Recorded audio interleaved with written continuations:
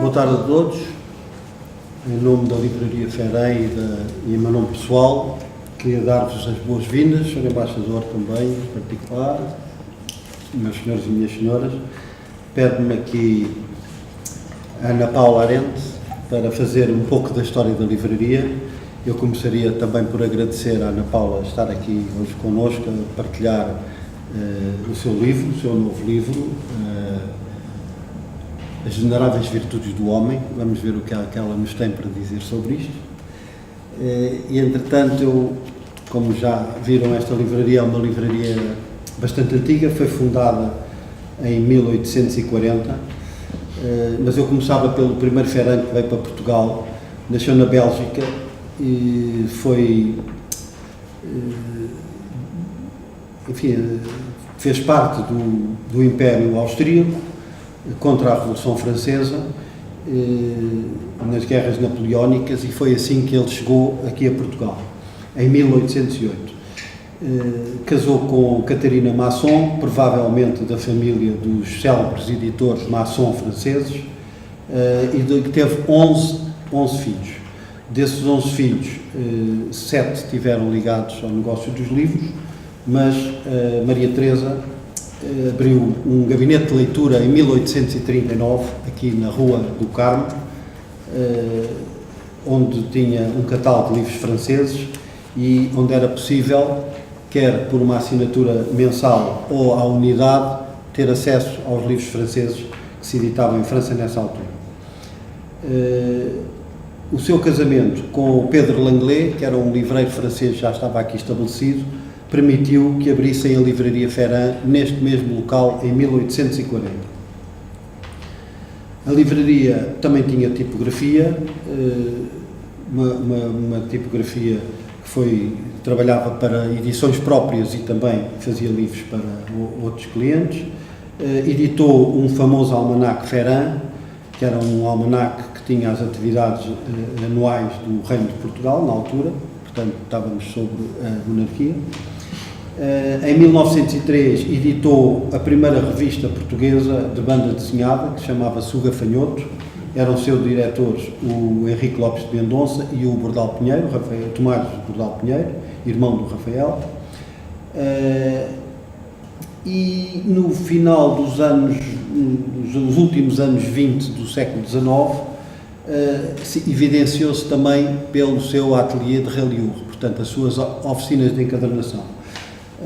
Foram nomeadas encadernadoras da Casa Real pelo rei Dom Pedro V, e a qualidade e a beleza das suas encadernações ainda hoje pode ser vista nas bibliotecas reais de Portugal, como seja a Biblioteca de Mafra ou a Biblioteca da Ajuda, e também na Casa de Bragança, na Fundação Casa de Bragança, onde estão hoje a grande parte da biblioteca do último rei de Portugal, Dom Manuel II, que era um grande bibliófilo.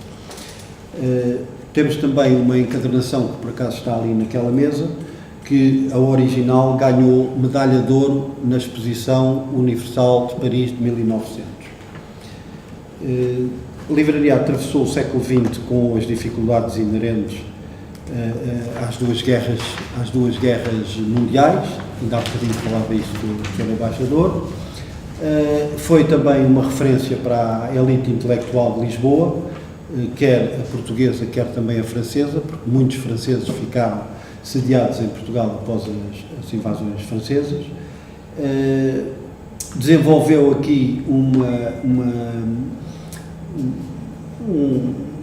uma parte importante de livros de história e de genealogia, e também fornecíamos as bibliotecas das principais instituições de Lisboa, como seja as faculdades e também a Procuradoria-Geral da República, por exemplo. Depois, em 1980, também questionámos-nos todos, os livreiros, com a Sociedade de Informação, começaram a aparecer os primeiros livros eletrónicos, e veio transformar o comércio do livro, tal como Gutenberg o tinha transformado no século XV. Portanto, é um novo fogo para o livro. Não sabemos bem o que é que vai ser o futuro do livro impresso, mas nós cá estamos A livraria hoje pertence ao José Pinho, que é simultaneamente também proprietário da livraria Ler Devagar e das livrarias da Vila Literária de Óbidos, que é uma vila muito bonita, que se não conhecem eu convido-vos a visitar, porque é uma vila dentro das muralhas de um castelo e é realmente uma coisa muito pitoresca, muito tradicional, muito portuguesa. De qualquer maneira, nós hoje, para fazer face a esta mudança também, abrimos também a livraria a outro tipo, que não é só o comércio do livro, mas é também as tertúlias e, portanto, os encontros temáticos. A livraria está aberta para discutir ideias. E é isso também, os lançamentos dos livros, que é hoje o que vimos aqui fazer, a apresentação deste livro, e, portanto, é com muito gosto que aqui a recebemos e vou-lhe passar a palavra. Muito obrigada. Está bem? Bom, muito obrigada ao João Paulo Dias Pinheiro por nos receber nesse espaço histórico importante de Lisboa. Nosso intuito de lançar o livro aqui, nós sabemos que existem lugares mais movimentados, né? Mas é justamente divulgar um espaço que a gente julga pertinente não só do ponto de vista histórico, mas também pelo próprio valor do espaço e o cuidado que a gente vê com que vocês tratam os livros, né? E também agradeço por ter comentado a iniciativa Ler Devagar. A gente sabe que as novas gerações hoje em dia só utilizam tablet, celular e leem muito rápido, né? A poesia é uma leitura que é para ser deliciada, né? Que visa um pouco. É como o vinho, é para ser degustado, é para ser acarinhada e ouvida com calma. Então é uma grande questão, né? Qual será o futuro da poesia? E agradeço também a presença aqui do Fred Maia, nosso poeta brasileiro que reside em Portugal, né, em Lisboa.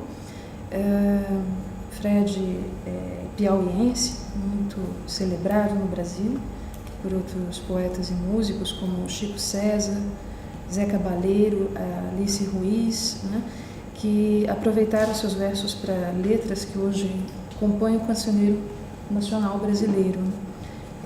Sobre a obra dele, né, o professor Fernando Bezerra descreve a sua densidade poética como aplicada sobre o inconformismo estético e economia verbal, portanto, muito fluente nas exigências da produção de uma linguagem moderna. Então, o intuito desse debate sobre os rumos da poesia é entender um pouco como é que podemos formar novos leitores e trazer, ao mesmo tempo, um pouco da riqueza do passado, né, como uma herança cultural para as novas gerações. Também faz parte, né, desta mesa. Ele não está aqui, mas em alguns minutos nós iremos visitá-lo. O ilustre senhor presidente da Academia de Ciências e da Classe de Letras de Lisboa, o professor Arthur Anselmo de Oliveira Soares, né? Um filólogo classicista, docente que amou sua profissão, tendo já dado 400 aulas sobre Camões, preparado 400 aulas também sobre Camões. Ele se doutorou na Sorbonne sobre o notável tema dos incunábulos, os livros de imprensa manual publicados antes de 1500.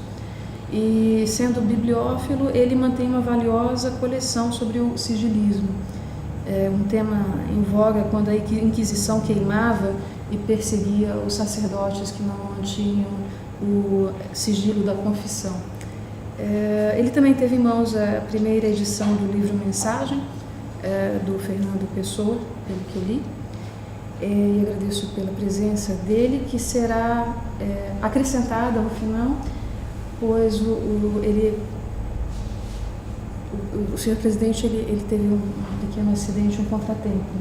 Então, por isso nós vamos até o apartamento dele, até a residência dele em Lisboa, porque ainda assim ele gostaria de participar do debate, né? Então, nós faremos a divulgação da fala e da sua intervenção por YouTube, para que as pessoas possam acessar posteriormente. Agradeço a presença, que não pode deixar de ser notado, do embaixador Gonçalo Mourão, que foi meu professor de linguagem diplomática no Instituto Rio Branco, em Brasília. É um dos embaixadores mais celebrados na nossa casa, no Itamaraty. Ele é meu paraninfo também, e eu sei que ele gosta muito de poesia, porque no seu discurso muito saudoso que fez na nossa formatura, ele menciona alguns versos muito lindos. Não sei se haveria espaço para posteriormente ele declamar novamente. Então, agradeço também a Guaíra, filha do Fred Maia, que está aqui apoiando seu pai, presente, e a equipe de filmagem que está preparando esse material para a gente divulgar, especialmente para a geração mais jovem, né? Como material de apoio também nos próximos eventos que a gente vai fazer sobre o tema de poesia clássica. Bom, eu me apresento também aos senhores. Eu sou a poeta brasileira Ana Paula Arendt. Esse é meu pseudônimo literário. Estou aqui em Lisboa lançando esse ditiramba aqui que vocês têm em mãos, né? É o livro As Veneráveis Virtudes do Homem. É um epitalame, que é como chamavam os antigos um poema clássico, né, que era apresentado como uma maneira de homenagear os noivos durante as bodas, né? Eu aproveitei a estrutura de rimas do Santa Rita Durão, que é um pouco mais curta que essa fórmula pela qual eu optei, que conta com um par de dísticos no final. Não é em decassílabos. Vejam que a presença do Fred Maia aqui atesta que eu não quero me entregar completamente ao retorno ao passado, né? O Fred é um poeta moderno, contemporâneo, e eu acredito que o caminho, né, que a gente está debatendo aqui sobre os rumos da poesia deve enxergar um pouco também desse momento que a gente vive, né? Eu não fiz em decassílabos também porque eu não domino, né, essa técnica de contagem das sílabas. Nunca entendi por que as sílabas não são fonéticas, né? Depende muito também da forma como a gente pronuncia. No norte da região de onde eu venho, né, a gente não fala teatro, a gente fala teatro, né? E a gente não fala Montevidéu, a gente fala Montevidéu. Então, dependendo da região, essa contagem varia também. Eu li os epitalames da Safo, do Fernando Pessoa, que ele publicou em 1913, né? E do Spencer, que publicou em 1594. O do Spencer é muito romântico, muito honorífico, né? São os únicos que eu conheço, aos quais eu tive acesso, né? Eu optei por essa estrutura, né, mais formatada, porque imaginei que um texto que falasse sobre o leito conjugal, né, necessitaria de uma certa perenidade de intuito. Então, é um texto escrito por uma mão feminina. Eu não conheço um epitalame que tenha sido escrito desde o ponto de vista da mulher. Então, foi uma novidade que eu tentei trazer para vocês, né, dentro dessa poesia que a gente está produzindo hoje, né? Depois de 2 anos eu venho com vocês aqui em Lisboa, porque a Chiado foi a única editora que se propôs a publicar, né?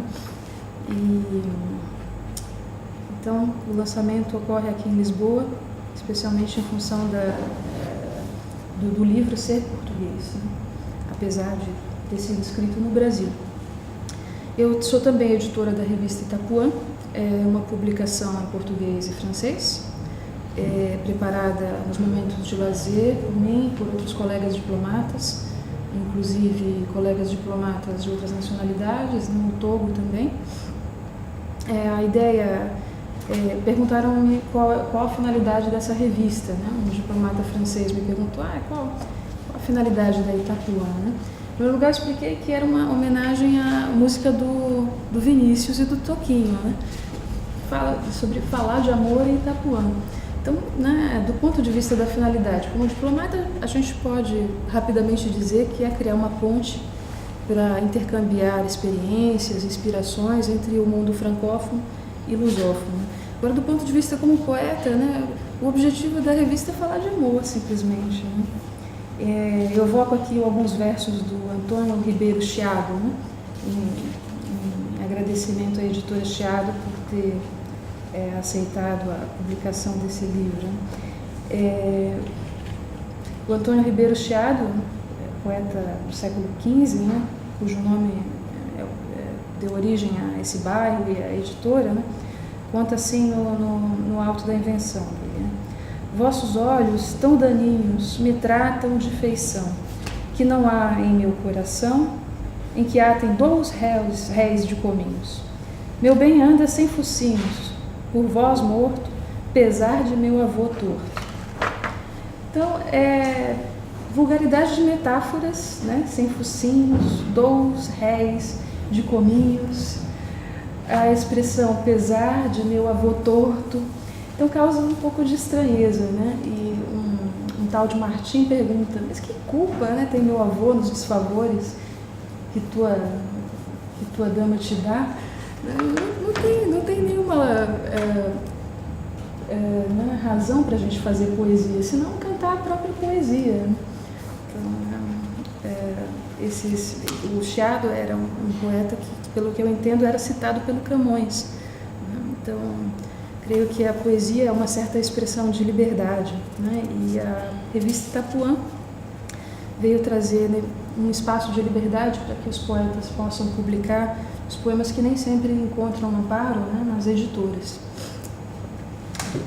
Também não vamos esquecer que eu chamei mais um homem ilustre para participar deste contentamento, que é o Dr. Carlos Ascenso André. Ele é professor de letras no Departamento de Estudos Clássicos de Coimbra. Nós iniciamos contato quando eu descobri como sendo o autor do livro Caminhos do Amor em Roma, qual o professor Nuno Rodrigues classifica como uma obra indispensável de estudos sobre cultura e mentalidades romanas. Uma hermenêutica do texto de conotação amorosa e erótica de Catulo, Propércio, Tibulo, Horácio, Ovídio, Virgílio, né, que lhe permitiram elaborar uma história, um tratado de história do amor, né, e dos vários tipos de sentimentos a ele associados, como amor sereno, amor sexual, amor homossexual, paixão, no ambiente sociocultural romano do século I a.C. Então, eu transmito a vocês as saudações do professor Carlos Ascenso, que infelizmente está em Macau, então também posteriormente vai ter que transmitir a contribuição dele. Mas por que eu chamei vocês aqui, né? Além desse intuito de divulgar a Ferim e falar um pouco também a esse público, né, por meio de um vídeo no YouTube, nas mídias sociais, proponho a vocês uma conversa aberta, informal, sobre os rumos da nossa poesia lusófona, né? E penso que ouviremos, né, os meus amigos poetas que estamos tentando produzir nova poesia, né, ouviremos com uma grande sede de reflexão sobre o assunto.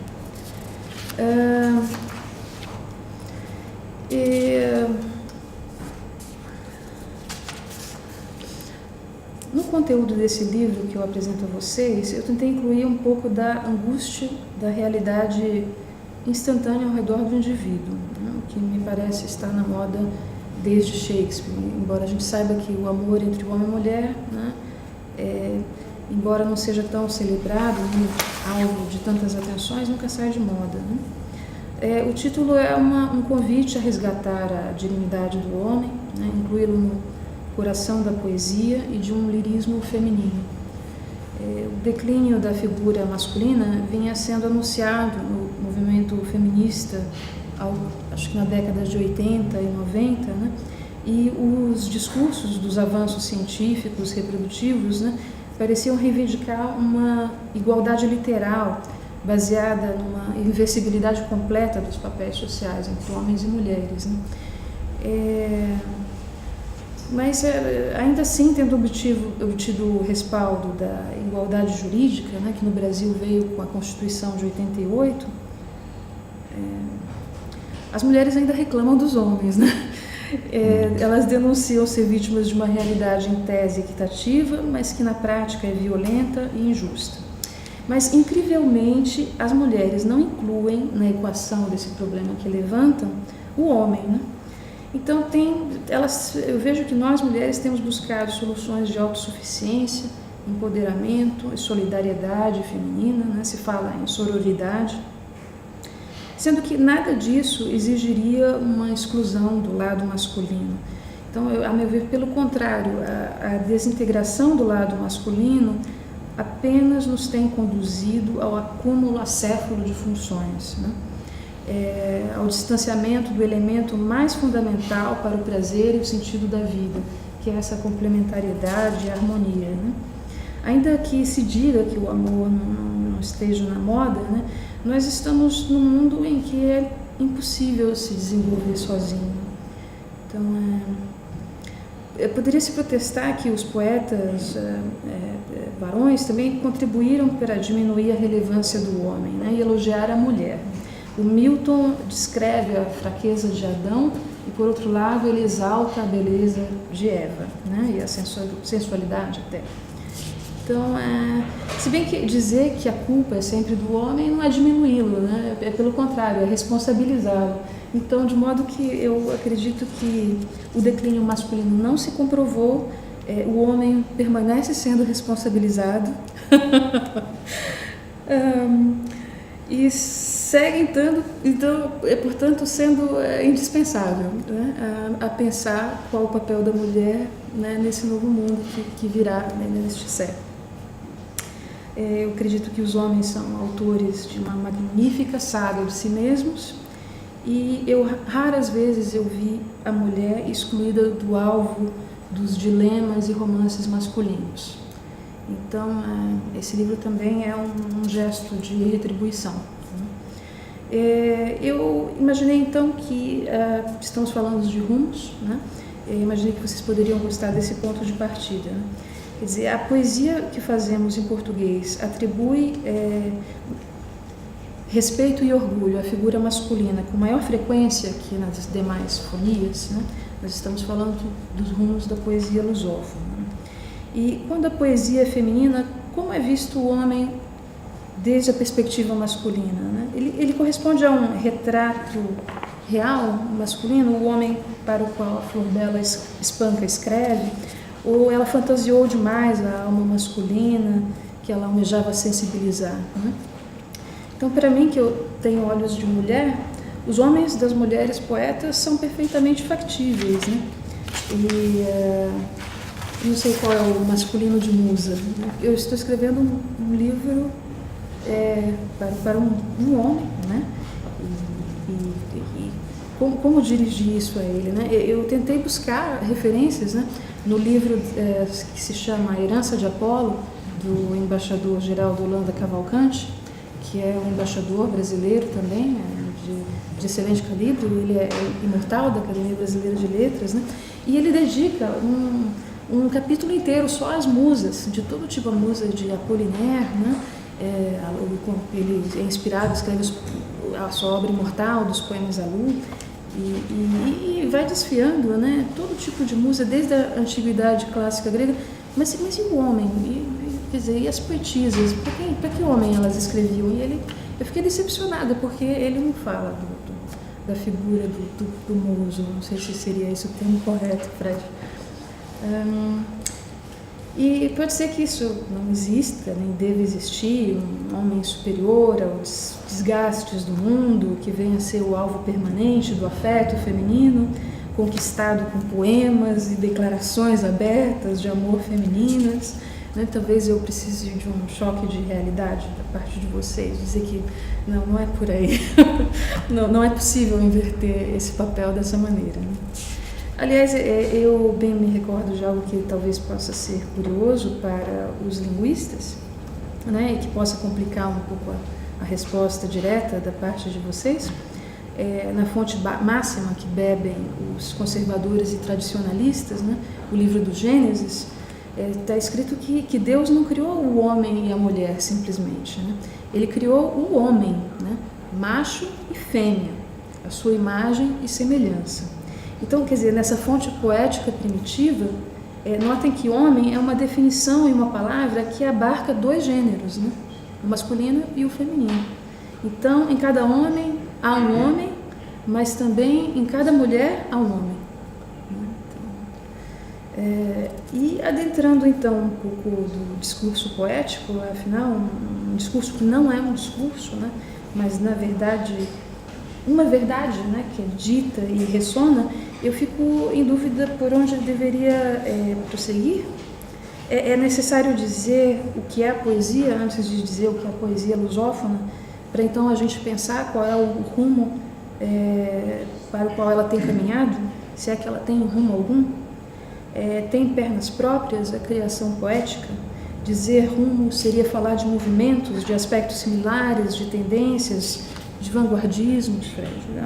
Mas é como se a poesia é, por definição, algo que escapa a definições, lugares, tempos. De modo que eu ofereço aqui apenas algumas impressões, muitas dúvidas, porque cheguei recentemente a esse mundo da poesia na qualidade de autora. Esse é o meu 7º livro, mas eu publico há pouco tempo, né? E publico também livros infantis, de modo que para mim ainda o mundo poético ainda é algo novo, né? Eu mencionei que considero o que os poetas andam fazendo em outros mundos, além do lusófono, o que vem desenvolvendo os franceses, né, possa talvez ser uma fonte de inspiração para a gente buscar, né, novos caminhos. Eu entendo que a poesia na França não é só literatura, mas parece ter virado também, como na Itália e na Espanha, um domínio audiovisual. Então, o som é uma matéria, e como todas as matérias, ele tem os seus escultores. Disse o Yves Jaigu, um produtor audiovisual nacional francês, né? O autor da Ciência de Fronte e os Confins do Conhecimento. Por outro lado, né, diz um cineasta italiano, né, o Ermanno Olmi, que, pelo contrário, a poesia é uma verdade disponível a todos, né? Qualquer um pode ser poeta. E nós temos ainda o Alejandro Jodorowsky, né, nos perguntando qual é o sentido da vida. O cérebro faz as perguntas, mas é o coração que dá as respostas. E ele nos arrebata com o seu filme Poesia Sem Fim, né? Então, talvez a gente esteja vendo surgir, né, novas poéticas dentro desse registro audiovisual. E o francês Yves Bonnefoy, ele rumina de um modo mais pausado, né, e delicioso.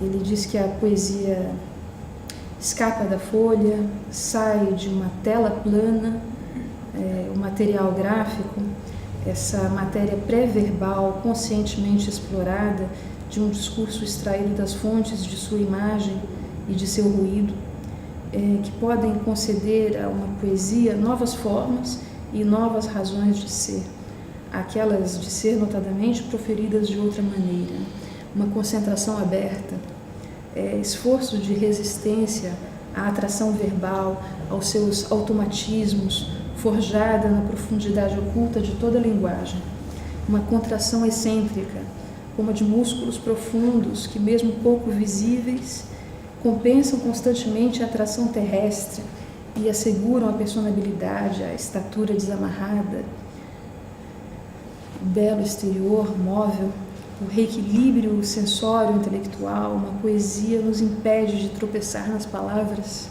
A poesia, conforme o Yves Bonnefoy, né, esse trecho que me foi enviado por um poeta francês, é o que abalou os ritos inconscientes do discurso interior, constantemente proferidos e sofridos, né?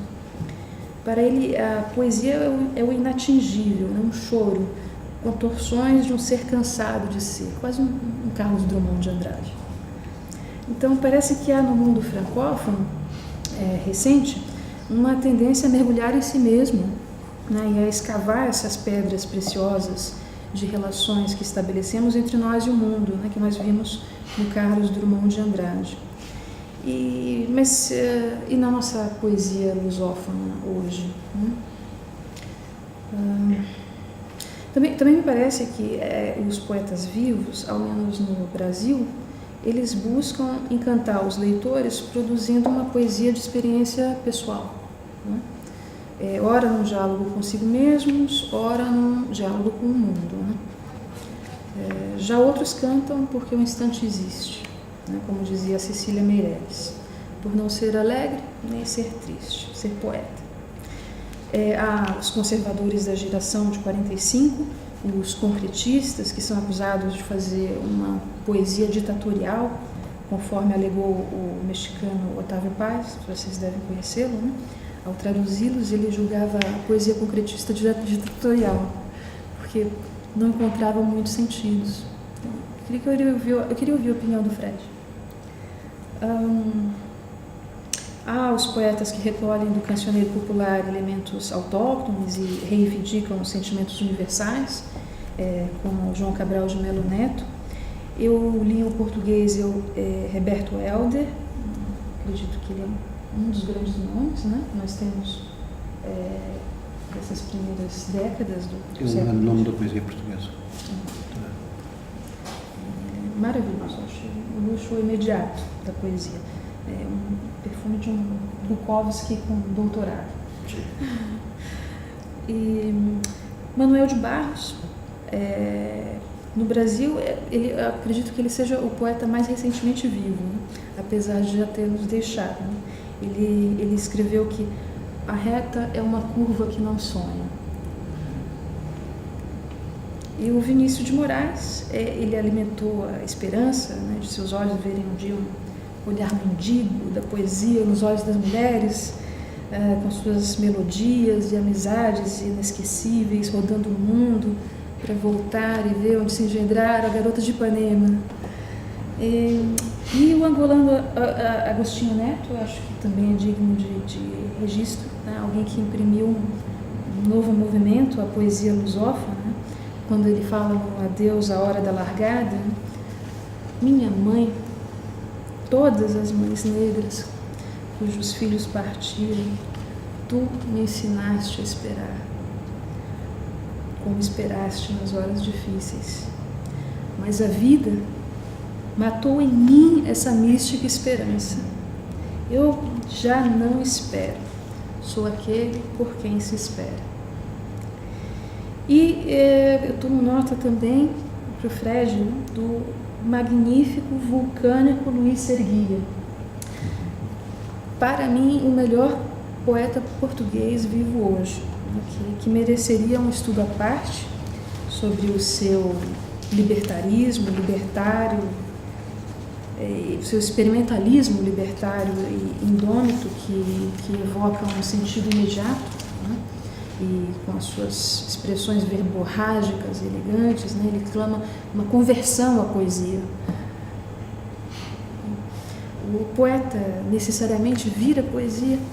Então eu refaço a pergunta para os meus amigos aqui presentes: para onde estão indo os poetas que hoje estão vivos e escrevem em língua portuguesa?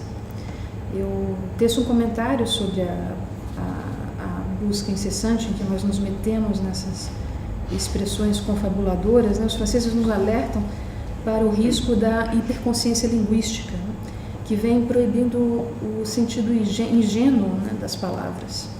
A poesia como válvula de escape foi a tal modo desqualificada que o poeta Álvaro Alves de Faria, em São Paulo, ele lamenta que a poesia brasileira hoje viva um momento em que é proibido sentir. Ele protesta, né, enquanto o nosso vizinho, Pablo Neruda, segue repetindo palavras na sua pátria sonora, erguendo o riso da mulher com uma espada fresca, né? Então, nós estamos ali do lado do Chile, né? Estamos do lado de outros países nos quais os poetas têm florescido de maneira mais espontânea. Eu sei que Saramago tem poesia, o Ariano Suassuna tem poesia, Clarice Lispector, Guimarães Rosa, acredito, né, são autores, são romancistas, né, estão na narrativa, mas de alguma maneira também a poesia não teria migrado e invadido o espaço dessas narrativas, né? Pergunta que eu faço. E temos Ferreira Goulart no Brasil, que creio seja o nosso poeta mais recente, mais profícuo, né? que nos conta que 2 e 2 são 4, né? Sei que a vida vale a pena, embora o pão seja caro e a liberdade pequena. Então, talvez não seja necessariamente algo indispensável, a liberdade para escrever poesia. Temos também a Áurea Domenech, que, ao meu ver, é uma excelente poeta viva. Ela é sobrinha-neta do Salvador Dalí e representante do movimento artístico do hiperrealismo contemporâneo. Ela publicou recentemente um trecho do Robert Frost, muito bom, que eu compartilho com vocês, né? Que é um absurdo pensar que o único meio de saber se um poema é imortal seja aguardar que ele perdure. Quem sabe ler um bom poema deve poder dizer, no momento em que é por ele atingido, se recebeu ou não um golpe do qual jamais se curará. Significa isto que a perenidade em poesia, como no amor, né, se aprende instantaneamente. Não precisa ser provada pelo tempo. Então, a verdadeira prova de um poema não reside no fato de nunca o havermos esquecido, senão de apercebermos imediatamente de que jamais poderemos esquecê-lo. Então, a Áurea, eu acredito, ela vem produzindo sonetos inesquecíveis. E quanto aos poetas vivos que carregam esses corpos, né, a poesia concretizada nos corpos, né, para qual mistério eles escrevem para seguir existindo? Eles estão indo para o Festival de Paraty, a Flip, eles estão indo para Óbidos. Qual é a poesia da qual nós não podemos nos curar, né? E quais são os espaços que nós estamos criando para que a poesia circule? O Fred me falou um pouco sobre as bibliotecas, né? E como ele desenvolveu políticas culturais nessa área. Aguardo saber dele qual a sua opinião, né? E, bom, eu acredito que quem se aquieta com o que leu, né, e tenta fazer do seu conhecimento atual sobre o mundo um conhecimento permanente, acaba tentando impor aos outros essa visão e um modelo de mundo estagnado, né? Então nós temos um certo dogmatismo nos assolando. Eu vejo nas redes sociais, né, nos jornais no Brasil. Então, sem dúvida que é possível a gente encontrar uma crença imutável no humanismo, na humanidade, né? Mas será que nós não estamos permanecendo num discurso imutável sobre os valores que a gente quer defender, né? E reduzindo a alma ao material imediatamente disponível? Onde estão as nossas memórias indizíveis, a presença de espírito? Então, acredito que talvez um debate sobre a poesia também tenha desdobramentos sobre um debate mais amplo, né, sobre a nossa cultura luso-brasileira. O Manuel de Barros, ele escreve, né, que a maior riqueza do homem é a sua incompletude, que nesse ponto ele é abastado. Palavras que me aceitam como sou, eu não aceito. Não aguento ser apenas um sujeito que abre portas, que puxa válvulas, que olha o relógio, que compra pão às 6 da tarde, que vai lá fora, que aponta o lápis, que vê a uva, etc, etc. Perdoai, mas eu preciso ser outros. Eu preciso renovar o homem usando borboletas, né? Então eu ouvi esses versos no dia em que o Manuel de Barros faleceu, né? Foi lido pela Lúcia Garófalo na Brasília Super Rádio FM, que já não mais existe, né? E que transmitia poesia. Então essa estagnação a que eu me refiro, né, essa necessidade de assertivamente dizer que algo é assim e não que parece ser assim, sem acatar a possibilidade que não seja, sem indagar, sem incompletude, né, parece ter, no fundo, uma necessidade de se impor ao mundo e não deixar nenhum arbítrio a outra pessoa, né? E se nós não deixarmos nenhum arbítrio para a pessoa com a qual nós dialogamos, que arbítrio que teremos nós mesmos? E de onde vem essa necessidade? Por que impor algo, um discurso à realidade, né? Se a realidade já existe, se ela é assim, por que você precisa dizer, né? E eu vejo as pessoas querendo impor uma realidade final, né? que na verdade já existe. Então, aquela ótima frase do George Berkeley, né? De que a verdade existe, né? Apenas as mentiras é que são inventadas, né? Então, de modo que me parece que a poesia não é um lugar para imposição da realidade, e talvez por isso nós estejamos num momento em que a poesia é mais do que necessária, né? Ela é um imperativo.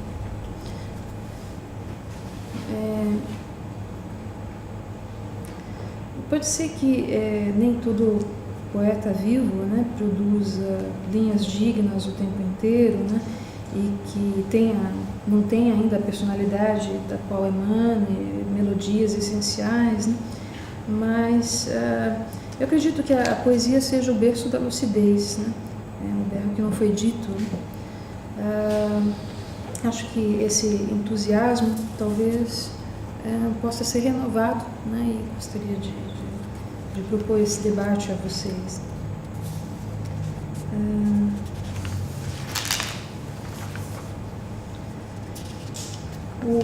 Eu recordo também que no passado o Mallarmé ele promovia reuniões e saraus, né, como o senhor João Paulo Pinheiro havia colocado aqui, né, sobre essas iniciativas da FERIM em promover esses encontros, né, entre escritores.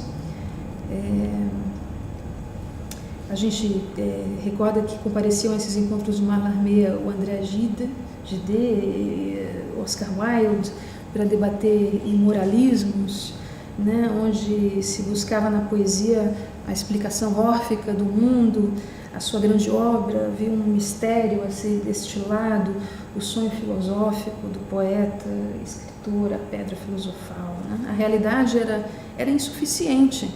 Então, será que a poesia seria esse caminho para a gente buscar respostas sobre o funcionamento do mundo, né?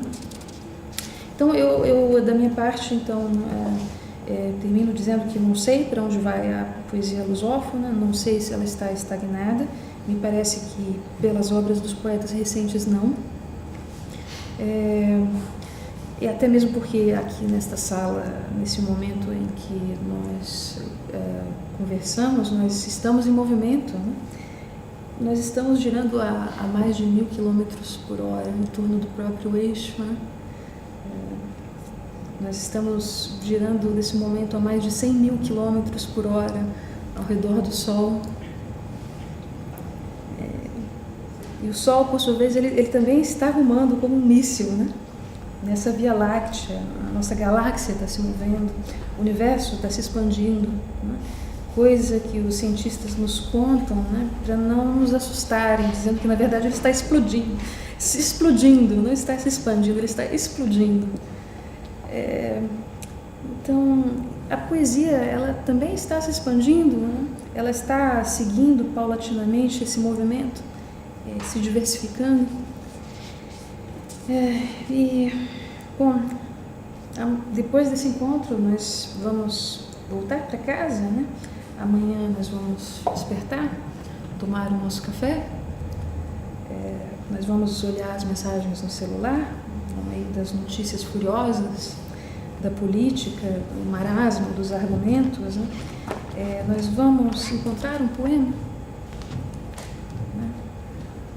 A gente vai abrir o livro mais recente de um autor favorito, agora que o Saramago se foi. Haverá poesia para desentupir o nosso dia de coisas que nós não precisamos? Eu espero que sim, né? Espero encontrar nada menos que um verso que abra uma manhã de sol um sentido, um prazer que nos confira algum significado, que seja como acordar e ver que a Terra gira sem nos tirar do lugar, saber que a vida nos espreita, algo que renove o mundo. Então, qual é o poeta que dirá que os seus versos é que estão corretos, né? A poesia é um lugar tão lindo, né? Porque não é onde a gente vai submeter o outro, né? É um pedaço da liberdade com que nós vemos o mundo, né? É o lugar onde a gente descobre, como criança, algo ou alguém cuja existência a gente ignorava, né?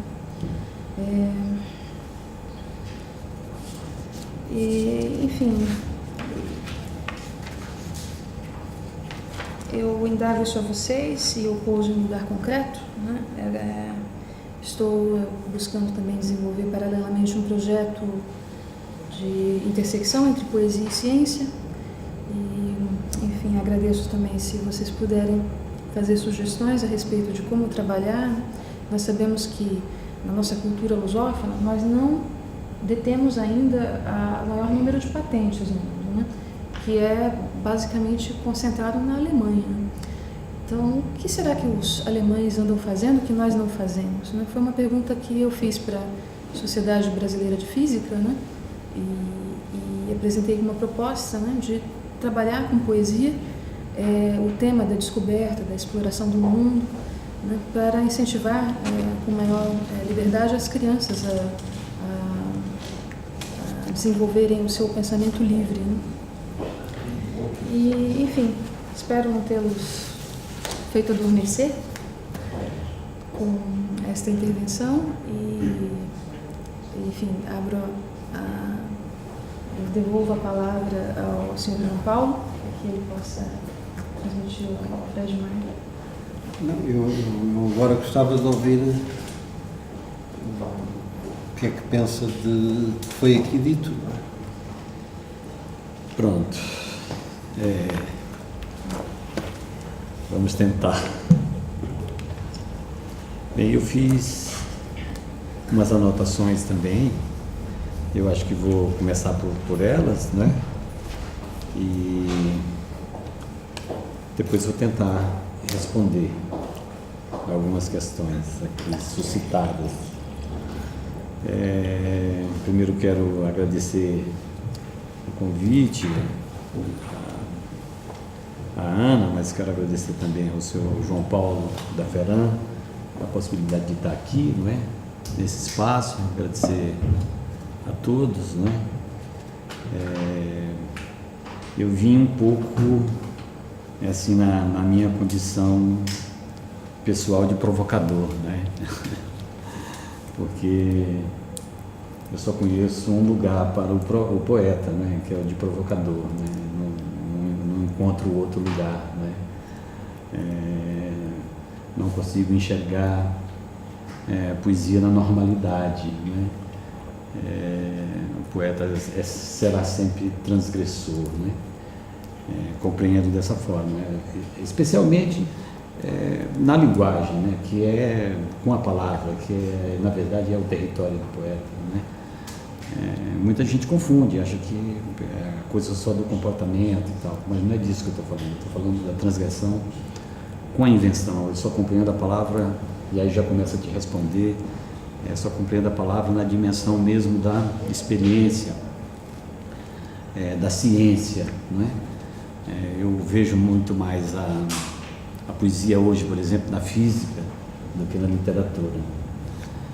Posso te explicar por quê, tentar explicar. Porque, especialmente depois do Einstein, se estabeleceram novas ideias, novas dimensões para o tempo e espaço. Para começar, o próprio tempo e espaço viraram uma coisa só, né? E a partir daquilo, daqueles conceitos, daquelas propostas, não só dele, mas especialmente do Einstein, eu compreendo que universos e possibilidades que se abriram a partir do que ele vai descobrir,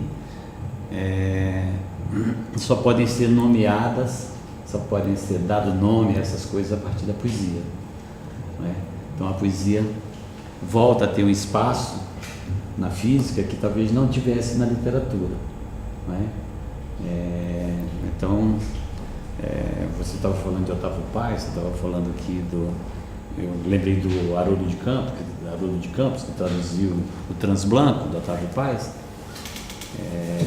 que tem um poema chamado Galáxias, né? Eu acho que diz disso um pouco, né? Eu acho que talvez o Haroldo estivesse caminhando naquela direção, buscando dar nome às coisas novas que estão sendo descobertas e que só a poesia poderia dar, né? Um pouco por aí. E já que citei aqui o Otávio Paz, que para mim é um poeta dos mais importantes que conheci, né? Me intriga, né? Esse olhar dele para a poesia concreta, né? Porque eu fico lembrando também da Clarice Lispector, agora fazendo um paralelo, que dizia que como tinha para as artes plásticas, né? As artes plásticas precisavam precisavam sair da figura, né? Tá certo? Não poderiam estar presas à figura, né? Que elas precisavam de uma outra dimensão que não fosse necessariamente a figura, né? O figurativo, né? No livro Água Viva ela trata dessa questão, né? Assim como eu penso que a poesia concreta ela extrapola essa coisa da palavra especificamente, né? Assim como a Clarice diz que lá nas artes plásticas a pintura precisava sair da figura, assim também da poesia, de alguma forma, a poesia também alongou esse procedimento e abriu espaço para que a palavra tivesse porque na poesia, na verdade, a palavra nem sempre é o que ela quer dizer, ela pode ser um som, ela é uma imagem, ela não é necessariamente, pelo menos para mim, né? A palavra está ali no lugar correto, ela não pode ser tirada, é como um pilar desse aqui, se tirar aquela palavra dali, o poema desmonta, mas ela não necessariamente, ela pode estar querendo dizer indicar alguma coisa, né? Um sentido, um sentimento, um sentido das coisas, que não necessariamente o sentido que a palavra, assim, dicionarizada diz. Até porque a mesma palavra, uma determinada palavra, para mim, para ti, para o João Paulo, pode ter sentidos diferentes, não é? Então a poesia concreta me inquieta, eu quero ver lá onde é que o Otávio Paz fala dessa coisa da ditadura, para ver em que contexto, para ver em que contexto que ele, você sabe onde que ele diz isso? Na entrevista que ele deu para Veja. Que ele introduz essa questão da ditadura, porque eu vejo de forma diferente quem sou eu aqui para questionar o Otávio Paz, né? Mas enfim. Você é o Fred Maia. Eu acho que ele é um daqueles caras. Eu sou vivia a minha adolescência numa cidade que é a capital do estado onde eu nasci, Teresina, não é? Que é a cidade de um poeta muito importante, Mário Faustino, não é? E um poeta que escreveu assim um decálogo para quem vai escrever poesia, para quem quer escrever poesia, assim como o Mayakovsky fez um livro Como Fazer Versos, né? Onde ele dava alguns indicativos, né, de como fazer versos, o que era necessário para você fazer versos. O Mário Faustino também buscou isso antes do Otávio Paz. Ele fez um decálogo e foi atrás assim de alguns autores fundamentais para que todo e qualquer poeta lesse para poder praticar o ofício. Mas ele morreu no acidente aéreo aos 32 anos. Né? Ele só havia escrito um livro que tem o título do O Homem e Sua Hora. É um livro do Mário Faustino, um poeta, escreveu, é lá mesmo, inclusive, na página dele, no jornal onde ele publicava aos domingos uma página, Poesia e Experiência, lá no Rio de Janeiro, que a Noi Grandes é lançado o concretismo, né? Exatamente como Mário Faustino. E o Otávio Paz trocou. O Mário Faustino dialogou com muitos escritores importantes, sabia muitas línguas e era um sujeito muito inspirado e dialogou com muita gente, com Ernst Rapalto, por exemplo, né? Chegou a convidá-lo para dar aula na Universidade de São Paulo, uma época, chegaram a combinar isso e tal. Mas então me intriga muito essa questão do Otávio Paz colocar a poesia concreta nesse lugar ditatorial. Queria entender qual é o contexto, porque vejo diferente, vejo que na poesia concreta há a disposição da palavra num outro lugar, numa outra dimensão, que não necessariamente a do sentido que a palavra carrega nela mesma, não é? Mas nos sentidos possíveis de cada leitor, né? Mas enfim, eu queria dizer que podem ficar tranquilos. Eu cheguei aqui desarmado, mesmo sendo assim esse provocador, né? E como disse o cantor popular, sem lenço e sem documento, clandestino e sem guarda-chuvas. E explico por quê. Precisamente, eu preciso me acostumar com essa ideia, porque precisamente agora lá no Brasil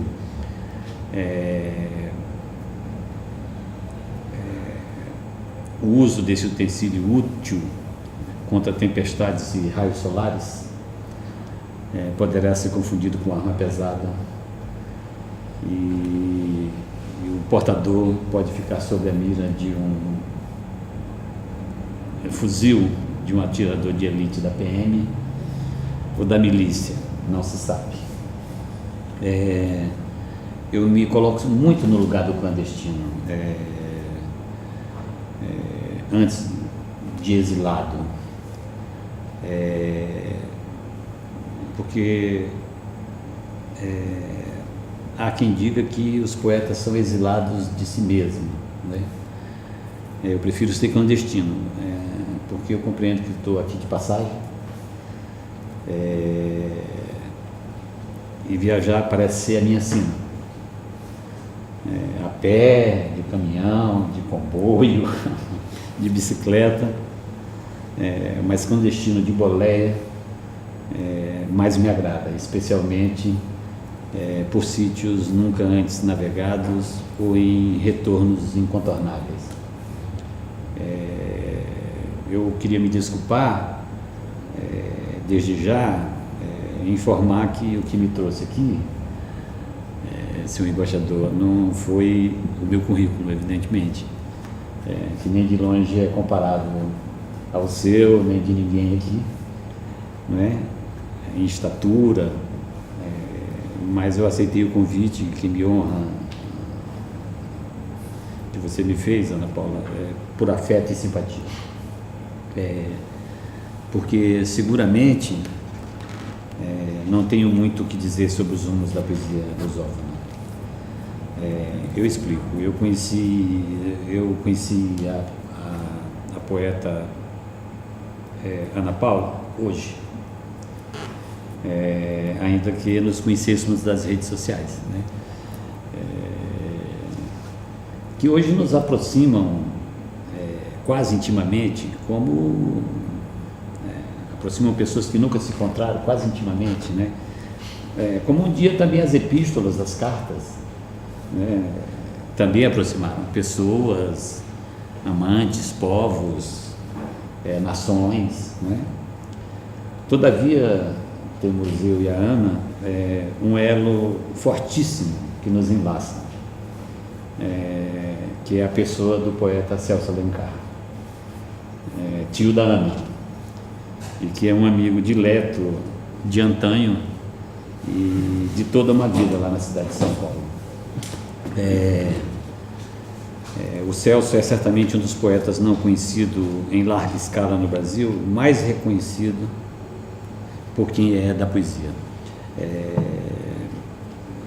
O Celso é talvez o poeta que mais domina esse ofício do não ego, com as palavras. É um sujeito que faz uma poesia para ser falada e fala como poucos, e de uma simplicidade, de uma quietude, de um isolamento, de um ascetismo, como poucas pessoas que eu conheço. Não vejo nele traços da vaidade, não é? E vejo nele também a poesia de forma bruta, né? E certamente vim aqui muito em função disso, né? Porque a minha proximidade com ele também me aproxima de ti, né? E evidentemente que não carrego nenhuma erudição, mas eu tenho uma relação muito forte com a palavra, né? Com a poesia, né? É uma coisa que eu, na verdade, gosto, né? É uma coisa que definitivamente eu gosto muito, né? Dito isso, eu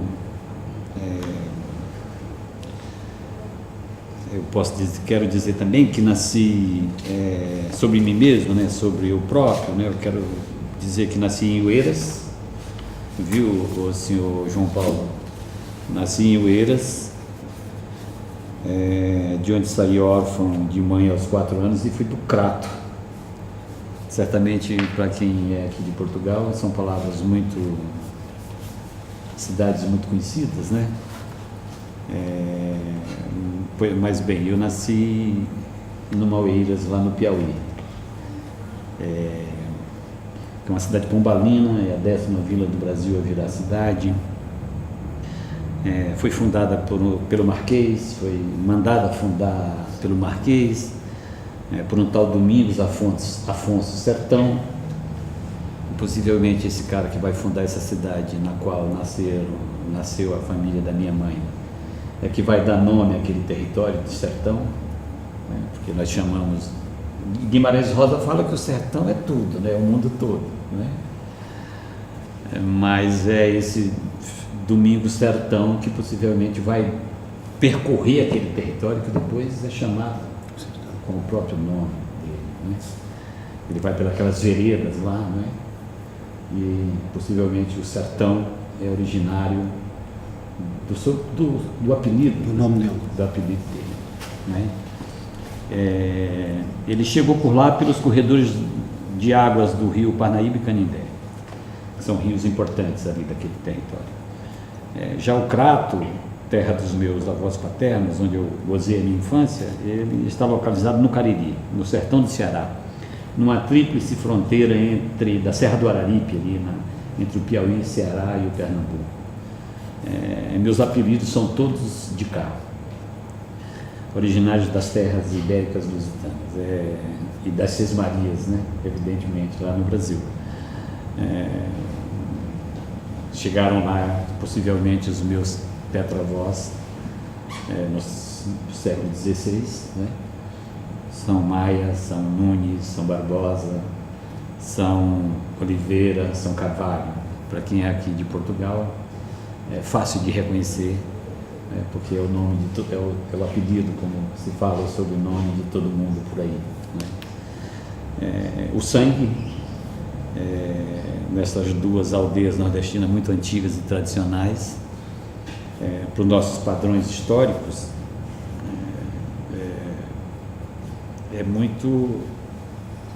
essas aldeias são muito recentes, né? Mas o sangue lá, como sabem, é misturado, né? E tem assim uma porção e um peso de medida muito equilibrada. O sangue é pimenteiro, é tremembé, é acroá, é indígena, né? É tupi, que são povos já quase extintos naquele território, não é?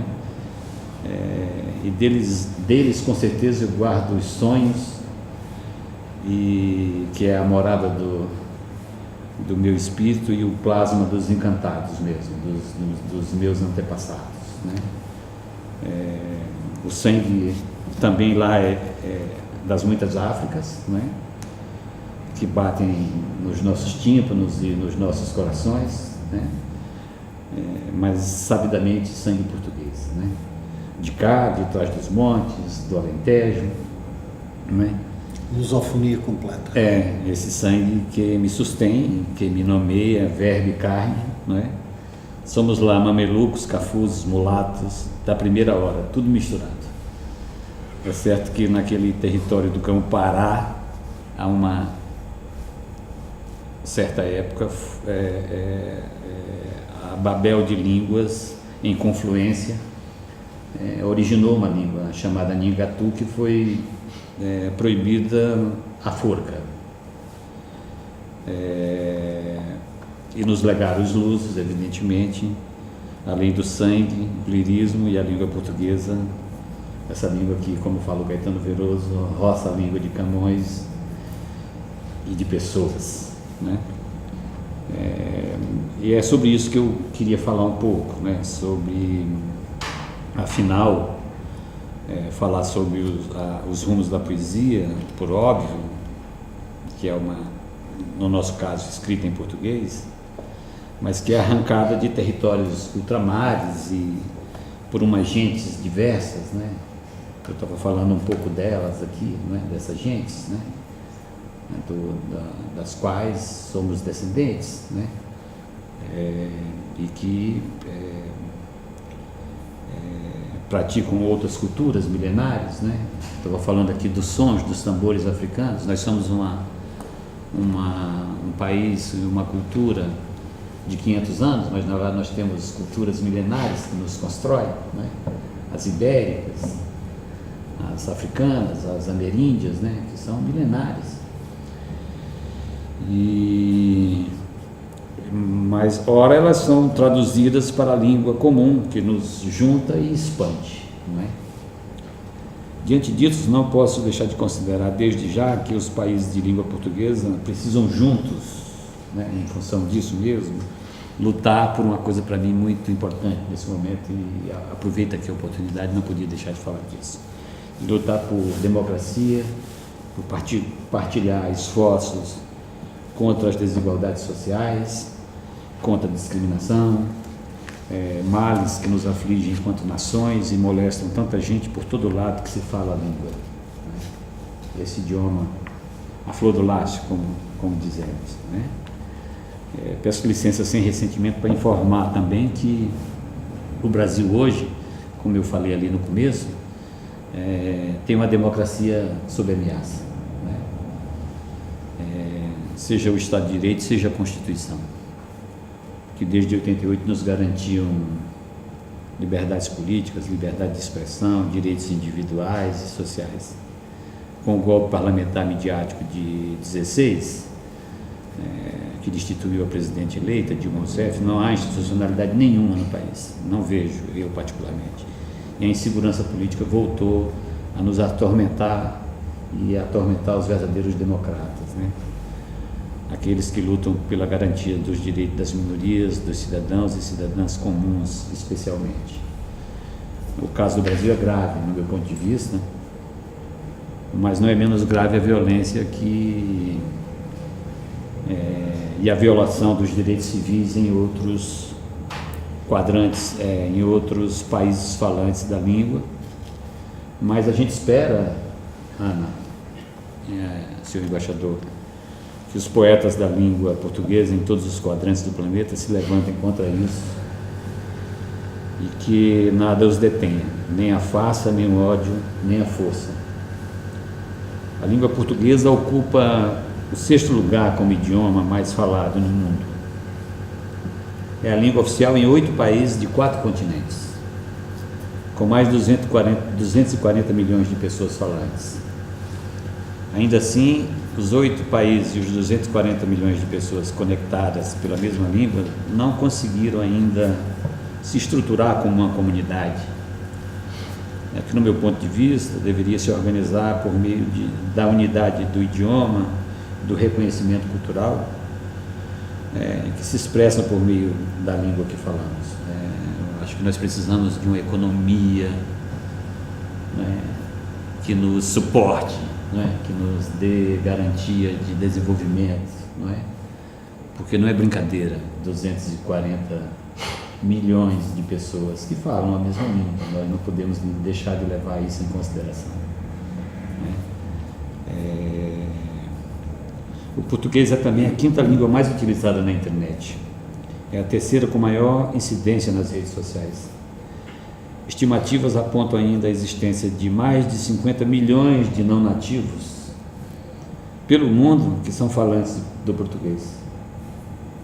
Os números são crescentes e há cálculos que apontam para 2050, que chegaremos a 337 milhões de pessoas falando a língua. Por tudo isso, cabe dizer que passa ao largo a ideia, no meu ponto de vista, de uma economia lusófona, entendeu? Nós estamos aqui falando de livros têm valor, vendem, não é? Por exemplo, essa casa existe há 100 e tal anos, não é? Porque vendeu livros, não é? É uma economia da cultura que é praticada aqui, não é? Então, de fato, existe essa economia, mas eu acho que ela poderia ser mais robusta caso a estrutura das comunidades de língua portuguesa se organizasse economicamente a partir do idioma. Porque eu penso, quando você me diz os rumos da poesia, eu quero pensar também fora da caixa da literatura, não é? Pensar que uma economia da cultura é necessária, é importante, não é? E que numa economia da cultura o livro e a leitura são fundamentais, independente se eles estejam ou não no suporte tradicional. Eu acho que isso aqui nunca vai acabar, e essa livraria também não. Vamos ver. Eu acho que o livro no papel... Eu estou aqui, olha, eu tenho ali 4 ou 5 na minha bolsa que eu leio ao mesmo tempo, não é? Mesmo, então ali na minha bolsa tem uns 4 ou 5, eu leio ao mesmo tempo. Eu leio um aqui, estou lendo a Abeli, minha filha, abre aí para mim. Estou lendo o Epalonga, estou lendo o Gonçalo, sabe? Não tem como, ali, está ali, ó. Tá vendo? São vários, porque esse suporte para mim ele é insuperável, ele não vai acabar, não é? Sabe? Não vai ser o digital que vai acabar com esse suporte, certamente, entendeu? Pode diminuir, não é? Pode ampliar o número de leitores, eu acho até que vai ampliar, não é? Porque eu quando olho para esses instrumentos digitais, agora já tem um sem luz, não é? Que é mais opaco, né? Que ele é mais, a leitura é mais parecida com o papel, inclusive, entendeu? Mas ainda assim, aquele objeto ali, esse objeto, ele é insuperável, né? Mas então eu penso isso, eu penso que por via da língua, né?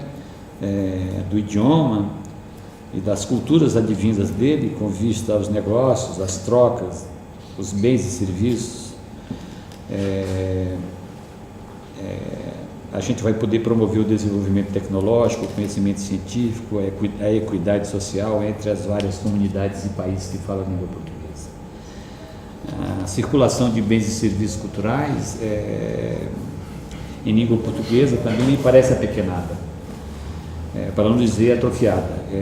Se confrontada com o alargamento das fronteiras, que já foram muito mais próximas, contraditoriamente, no período em que os meios de transporte eram tocados por vento e marés, né? Nós já tivemos, quer dizer, os portugueses saíram daqui a vento, a força das marés, e foram tão distantes, não é? Tá certo? Abriram fronteiras tão alargadas, e hoje elas estão tão impraticáveis, né? Eu acho então incompreensível que mesmo o colossal processo de desenvolvimento dos meios de comunicação na era digital não foi ainda capaz de nos impulsionar o diálogo intercultural entre os falantes da língua. Eu acho que isso nos mantém invisíveis, acanhados nos nossos potenciais e nos torna incapazes de nos afirmar culturalmente frente a outras nações, né? O conjunto das nações, né? A língua e a cultura que lhe dá contorno estão presentes em tudo que diz respeito às nossas vidas, enquanto símbolos e significados. A língua é a pedra de toque que alonga as ondas do rádio, que dinamiza o jornalismo, a produção de conteúdos para a televisão, na internet, na publicidade. E o que é a produção na música, no teatro, no cinema, na literatura, se não a produção da língua, que se expressa em outras linguagens artísticas? Um fragmento sobre esse assunto, que eu estou tentando trazer aqui, do meu amigo Armando Almeida, que é lá da Bahia, eu acho que sintetiza um pouco o que estou querendo dizer. Uma língua é a cultura que ela forma e produz, e da qual também ela é forma e produto. Afirmar planetariamente uma língua é afirmar no mesmo gesto uma cosmovisão, um modo de vida e um projeto de civilização. Para o Armando, esse amigo, a língua é fator identitário, mas também político e econômico. Língua como conhecimento, informação e poder, capaz não apenas de levantar a autoestima de um povo, como também de ampliar o leque de soluções possíveis para os seus dramas, dilemas e tramas. E eu concordo com isso plenamente. Refiro-me a essas questões porque enxergo cada vez menos hipóteses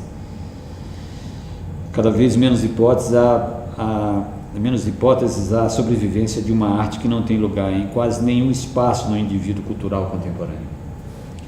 Digo espaço nos corações e mente das pessoas, mas também nas prateleiras das livrarias, nas leituras em salas de aula, nas intenções e interesses dos editores. No Brasil,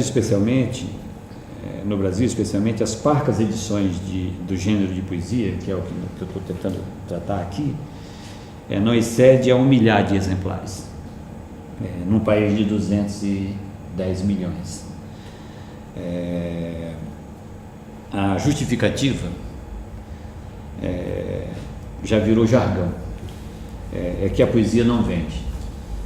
Para tamanho desaforo, costumo responder: a poesia não se vende. E eu costumo não separar, só terminando aqui, não costumo separar a escrita literária por gênero. Não costumo. Para mim é literatura. Poesia é literatura, ponto. Ainda que uma literatura fora da literatura. Ou melhor, uma literatura que atravessa o campo e trafega as artes visuais, cinematográficas e a música, especialmente. Estas, sim, imagináveis sem a poesia. Penso dessa forma que a poesia lusófona dos 4 cantos do planeta seja polifônica, plástica, multifacetada, tal qual a língua portuguesa, dela originária. Ou não foi Camões que a inventou? Porque eu compreendo isso, eu compreendo que essa língua portuguesa que existia aqui, acantonada, uma língua falada por poucos, não é? Embora isso aqui seja um território muito antigo, ocupado há alguns séculos, era uma língua restrita a um determinado grupo pequeno de pessoas, e que em Camões se torna uma língua mundial, essa língua que é falada em 4 continentes, que tem 200 e tantos milhões de pessoas que falam, né? E que, no meu ponto de vista, é uma das pátrias da poesia, a língua portuguesa. Eu acho que não vai ter tempo, não é, para responder um pouco das tuas questões. Eu fiz aqui umas anotações, mas eu queria só fazer uma provocação. Queria ter lido um poema, mas não vai dar tempo também. Mas tipo assim, se em cada homem há um homem, e se em cada mulher há um homem, não haverá também em cada homem uma mulher? Fica ali uma pergunta lá para o Gênesis, né? O Gilberto Gil tem uma música que trata muito dessa questão e eu acho que ela responde bem a essa tua indagação, né? Eu acho que está lá um pouco essa resposta. No Super-Homem? No Super-Homem. Eu acho que ali tem, no meu ponto de vista, dá resposta a isso que você quer. No mais é isso, eu fico pensando aqui para terminar, vou dizer aqui também que você falava sobre a verdade, né? Sobre a realidade, você fala da realidade, em algumas coisas você levantou, a questão da verdade e a questão da realidade. Eu acho que, eu penso que se o sonho beira a realidade, ou se o sonho beira o pesadelo, por que a realidade não beiraria, né? Então a realidade tem essa proximidade com o pesadelo, né? Isso atormenta, né, os seres humanos desde sempre, né? Mas a poesia, ela trata dessas questões com muita naturalidade. Basta você ir lá em Dante, né? Basta descer os infernos de Dante que você vai ver que é próprio do ser humano essas questões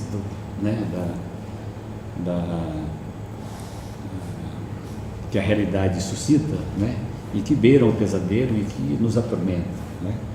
E também você falava da verdade. Eu fico pensando no Ulisses, né? Eu escrevi um pequeno poema para ele, porque o nome dele era Ninguém, não é? O nome de Ulisses. Você lembra? Que Ulisses, o embaixador deve lembrar que Ulisses disse para o Cíclope que o nome dele era Ninguém. E aí, em resposta, eu respondo como Ulisses: a verdade é de ninguém, e minha também. Bravo. Muito bem. Então, muito obrigado, entendeu? Espero ter a oportunidade da gente poder se alongar depois numa conversa, mas de novo, que você volte, que a gente possa conversar mais sobre poesia, e me coloco à disposição para esse colóquio, sempre que for necessário. Eu não sou um homem da poesia, embora goste de poesia, e gostava enfim, de contar aqui uma pequena história. Eu, como livreiro, voltei e meia, ando à procura de livros e vieram parar às mãos 2 livros muito bonitos, muito bem encadernados. Um deles eram as poesias da Marquesa da Lorna, que ainda há bocado falámos. O livro era muito bonito, estava bem encadernado, e eu, quando ele me veio parar à mão, imaginei logo a quem é que eu ia vender, porque conheço alguns bem dos meus clientes e que sabia que aquele livro encaixava bem naquele cliente. O que aconteceu foi que levei o livro para casa para ler no Metropolitano, porque eu também leio vários livros ao mesmo tempo. Tenho em cada sítio que frequento tenho um livro que vou ler. Mas onde eu leio mais é no Metropolitano, porque é o transporte que eu uso todos os dias. Sim. E então fui a ler os poemas da Marquesa da Lorna.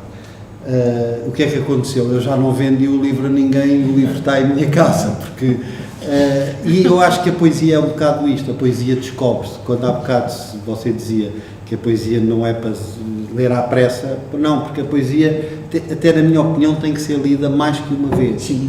E exatamente as palavras que lá estão, que textualmente é aquela palavra, ela tem um significado diferente para si, para mim, ou para qualquer um dos presentes, porque depende até do momento que nós estamos a viver na altura. Exatamente isso que eu E, penso. portanto, a poesia lida hoje, diz-nos uma coisa e tapa um buraco na nossa vida, entre aspas, e se nós a lermos daqui a 2 anos, se calhar já a interpretamos de uma forma diferente. Sim. Embora haja poesias que têm um significado único durante toda a vida também. Sim, não é? sim.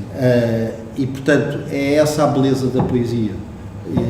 E a pessoa tem que ler várias vezes e pronto, e depois gosta mais de uma ou de outra. Não é? Já temos pouco tempo, mas eu por acaso gostava de não sei se me é permitido, também contar-vos outra história, que é um poema muito bonito do Vinícius de Moraes, e que nós usávamos para uma espécie de uma campanha publicitária, em que se lia e depois nós dizíamos assim, se uma página o faz pensar, imagine um livro. Foi um tema de uma campanha de publicidade que nós fizemos aqui e realmente é verdade, quer dizer, que era tão bonito, é uma coisa que se chama Libel, não sei se vocês conhecem. Conhece?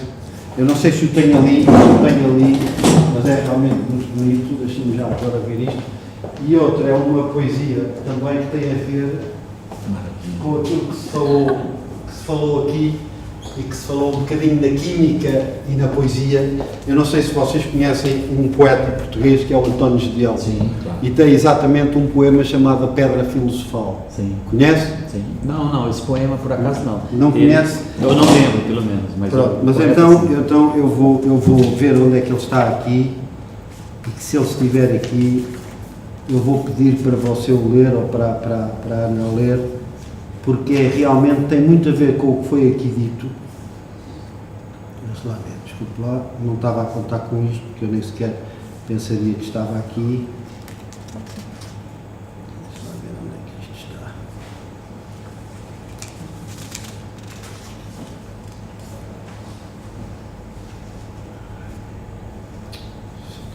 Se eu tivesse isto preparado, eu sabia onde estava. Não, essa é.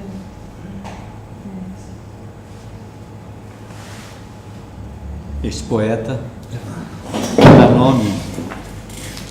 Como? Esse poeta, o Antônio Gedeão, dá nome a uma escola no meu bairro, lá no Laranjeiro. Pronto, lá em Almada. O António Gedeão chamava-se Rómulo de Carvalho. Sim. E era professor de Química no Liceu Pedro Nunes. Sim. E esta, realmente, eu vou só. Está aqui, já o encontrei.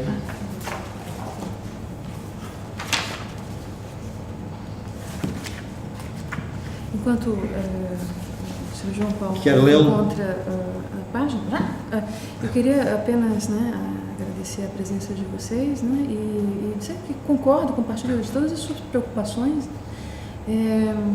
Eu, como diplomata, sou um pouco engessada, não posso apresentar uma opinião que pese em um dos lados das discussões políticas que estão se colocando no ambiente doméstico no Brasil. Mas, na minha consciência, na minha jurisdição pessoal, eu busco exercer meu direito político, meus direitos políticos, e é lógico que me preocupa muito. Eu estive numa palestra anteontem, no Largo de São Francisco, para falar sobre diplomacia e literatura, e um dos assuntos, logicamente, foi esse, E nessa conversa, em que a gente ponderava, será que o Brasil corre o risco, efetivamente? Será que existem elementos no Brasil para que se instale um totalitarismo? E, bom, então, e quando a gente começou a ponderar um pouco sobre a cultura brasileira e os pilares sobre os quais esse nosso multiculturalismo se estabelece, dessas culturas milenares, para a gente pareceu um pouco provável que o totalitarismo no Brasil prospere, seria como uma planta cujo solo não é apropriado. Mas isso não significa que o autoritarismo não subsista na alma das pessoas, e que a gente tolere excessivamente o autoritarismo. Sim. Então, recordando esse pseudônimo, eu sou Alencar, também da região do Crato, Tristão, de Alencar Aripe, Bárbara, e do ramo da escrava Isabel, que foi liberta por Tristão. Então, eu sou de um ramo da 8ª geração da escrava Isabel, um ramo heróico dos épicos, das batalhas épicas pela Constituição. E eu acredito que o autoritarismo ele seja um comportamento, e se nós os toleramos, se nós toleramos esse aspecto excessivamente na sociedade brasileira, nos relacionamentos interpessoais, sobretudo, eu acredito que esse comportamento pode ser mudado. E cabe a quem vem exercer o papel de oposição política garantir que existam constrangimentos para que esse autoritarismo não subsista. Então, eu acredito que a democracia é essencial. Concordo plenamente com um amigo aqui, Fred Maia, para que existam sempre os elementos para que a gente possa constranger um comportamento que venha prejudicar os espaços de liberdade, né? E os direitos fundamentais que estão garantidos e consagrados, né, constitucionalmente. Bom, por fim, eu também gostaria de fazer uma parte, porque o Fred disse que não é erudito, mas eu tenho provas de que é. Eu tenho provas. Quando ele fala sobre o universo abrir, né, se abrir com essas novas perspectivas da ciência, né? Olha só o verso dele, né? O pássaro voa do galho, a árvore vai junto num ato falho. Eu tenho outro, porque... Ele acabou de falar aqui também um verso belíssimo, né? De que a poesia não se vende. E ele também tem um verso que eu também tomei nota, né? De que a justiça é cega, a injustiça cega. É verdade. Vamos ouvir que eu vou ler um poema para você. Leia. Eu posso ler? Claro. Porque suscita isso. O plátano, em silêncio de mármore, pinta-se no caule abstrato, lenho autorretrato, na paisagem do parque. Já os pássaros contorcem-se ultraleves em duplos voos desdobrados, no ar improváveis e em sombras reticuladas contra o chão de pedras portuguesas. O plátano retrata de si mesmo, natureza viva, sem retoques. Ergue-se em ciclos seculares e estações. Do tempo ficaram-lhe tatuagens. Os pássaros, diáfanos e sinfônicos, falam a língua dos pássaros. Que o diga o plátano, todo ouvidos, de folhagem percutindo no vento para o acompanhamento dos seus trinados. O plátano cede-lhes abrigo, anilhando-os entre folhas onde nascem. Os pássaros aprendem com o vento antes o seu canto e cantam, depois o voo, para onde, num salto, lançam-se no ar, levando junto o plátano. Pássaros de passagem e plátano plantado, tão diferentes, são da mesma têmpera, ovo e semente, matéria de onde tiram a sua arte. Muito bem.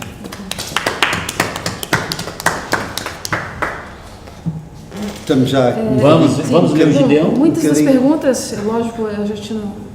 A poesia faz perguntas, né? O Rodorovsky disse, né? A cabeça faz as perguntas, o coração dá as respostas. Sim. Acho que os afetos que nos reuniram aqui, eles em algum momento nos oferecerão as respostas que nós buscamos. Sim, primeiro agradecer, cumprimentar a Livraria Ferim pela ousadia de fazer o lançamento desse livro da Paula aqui. E a segunda coisa que eu queria dizer é que eu vim aqui movido naturalmente pela amizade pela Ana Paula, mas sobretudo por uma palavra, que foi a palavra epitalâmio. O epitalâmio está na gênese de toda a poesia ocidental. A primeira poesia do mundo foi a poesia do Homero. A Odisseia é um grande epitalâmio. A Odisseia é a incitação à volta ao lar. Não é? É um grande epitalâmio. Não é? E o epitalâmio é uma provocação e um convite. É uma provocação pelo amor e é um convite ao amor. E o que é o convite ao amor e a provocação ao amor? É o convite e a provocação exatamente para isso que você estava dizendo aqui, para juntar duas coisas que não são iguais, duas coisas que são extremamente contrárias, como é o caso do homem e da mulher. Então, o epitalâmio é o que cria uma realidade.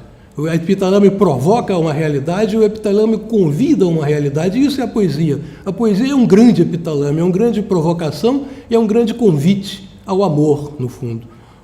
E com base nesse convite, nessa provocação epitalâmica, eu acho que nós podemos encontrar a função da poesia em língua portuguesa. A função, não vou dizer a função política, porque a poesia que tem a função política é uma porcaria. A poesia não tem função política, ela tem uma função humana. E essa função humana de epitalâmio que tem a poesia em língua portuguesa é que faz com com que um poema de um moçambicano possa ser sentido por um brasileiro, que um poema de um português possa ser sentido por um guineense, porque está expresso na mesma língua. Então, essa expressão, a expressão poética, é a única expressão epitalâmica que o ser humano tem, não é? E a literatura ocidental nasceu com o epitalame da Odisseia, e as primeiras líricas que nós conhecemos são os epitalames da Safo, que são uma beleza também, né? De maneira que eu cumprimento a Livraria Ferim por ter aceito esse epitalâmio, que é, primeiro, juntar todos que estamos aqui juntos, né? E depois celebrar a poesia pura, que é essa poesia que a Ana Paula nos traz aqui. Muito obrigado. Obrigado também pelas suas palavras.